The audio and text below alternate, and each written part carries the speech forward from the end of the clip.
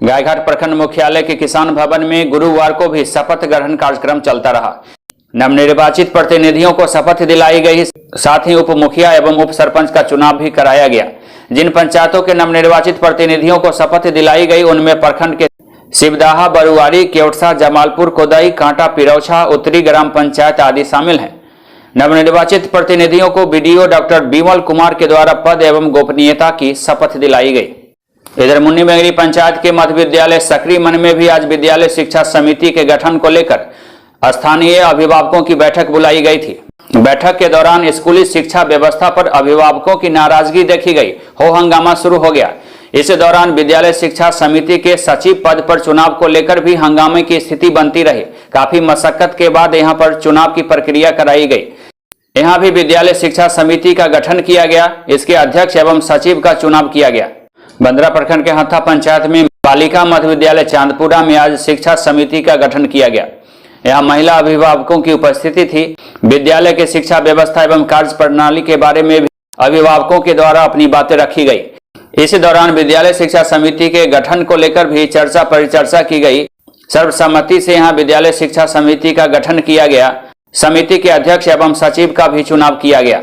बंदरा प्रखंड क्षेत्र में तमाम सड़कों की स्थिति लगातार बिगड़ती जा रही है। यह तस्वीर हम आपको पटसारा से सखौरा जाने वाली पथ की दिखा रहे हैं। यह सड़क पंचायत की मुख्य सड़क मानी जाती है। बावजूद इस सड़क की जर्जरता से इलाके के लोग परेशान हैं।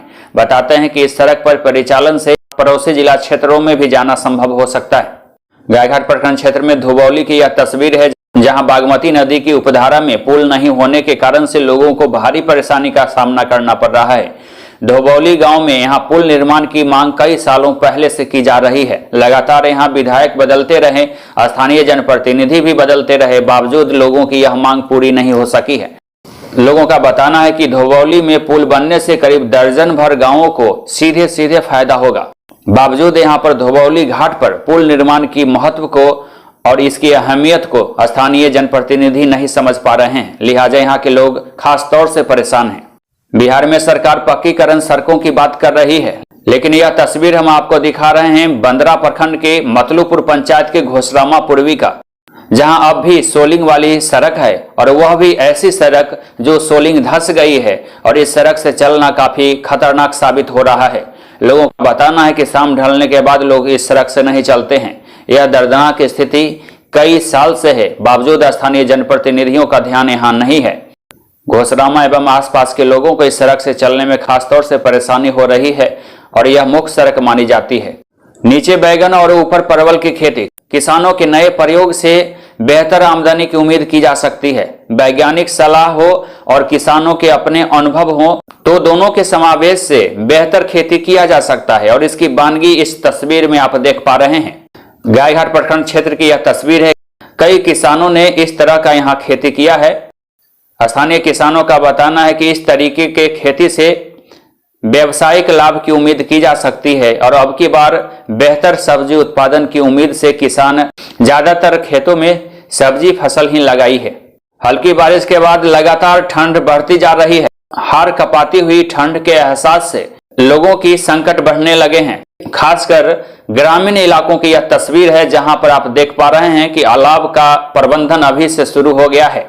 लोगों का बताना है कि यूं तो कई दिनों से लगातार ठंड पहले से ही पड़ रही थी। हल्की बारिश होने के बाद इलाके में ठंड का तासीर लगातार बढ़ गया है। हार कपाती हुई ठंड के एहसास से लोगों की परेशानी बढ़ गई है। खासकर छोटे बच्चों एवं सीनियर सिटीजन के लोगों को ज्यादा परेशानी हो रही है।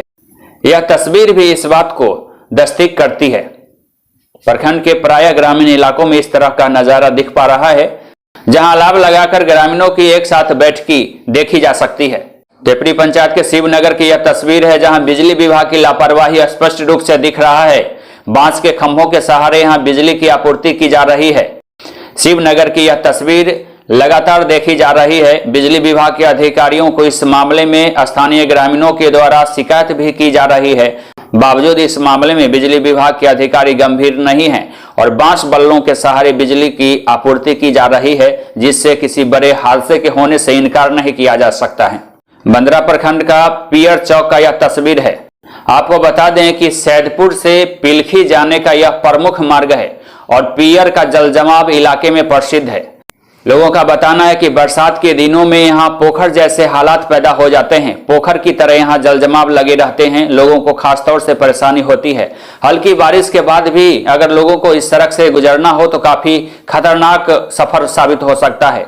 कल हल्की बारिश के बाद से यह स्थिति उत्पन्न हो गई है। जल जमाव की वजह से पियर चौक के लोगों को परेशानी हो रही है। इस सड़क से आने जाने वाले लोगों की भी परेशानी बढ़ी हुई है। कहते हैं कि संकट चाहे जैसे भी हो, पापी पेट का सवाल है और हर वक्त कहीं न कहीं कुछ इसके लिए करना ही पड़ता है। यह तस्वीर इस बात को दिखाता है। सकरीमन नदी की यह तस्वीर है। भारी ठंड के बावजूद स्थानीय मल्लाहों के द्वारा यहाँ नाव से मछली पकड़ने का काम किया जा रहा है। मछुआरों का तर्क है कि ठंड अपनी जगह है और व्यवसाय अपनी जगह है। जीविकोपार्जन के लिए कुछ न कुछ करना पड़ता है और मछुआरों के द्वारा ठंड के बावजूद यहाँ नदी में नाव से मछली पकड़ा जा रहा है ताकि जीविकोपार्जन भी ठंड के बीच चलती रहे। टेपरी पंचायत में नल जल योजना की क्या स्थिति थी, पिछले 5 सालों में नल जल योजना में क्या काम किए गए, इसको दिखाता हुआ यह तस्वीर है। इससे समझा जा सकता है कि पिछले 5 सालों में नल जल योजना के नाम पर यहाँ क्या किया गया। यह तस्वीर बंदरा प्रखंड क्षेत्र के टेपरी पंचायत की है। नल जल योजना का पाइप यूं ही बिखरा हुआ है। स्थानीय लोगों को नल जल योजना का लाभ नहीं मिल पा रहा है। नल से जल नहीं गिर रहे हैं। कई जगहों पर नल भी नहीं लगे हैं। जहां पाइपलाइन बिछाया गया है कहीं पर नल नहीं है, कहीं पाइप की गुणवत्ता ठीक नहीं है, कहीं पर पाइप कट गए हैं या फट गए हैं। लिहाजा लोग परेशान हैं और नल जल योजना का लाभ इन्हें नहीं मिल पा रहा है।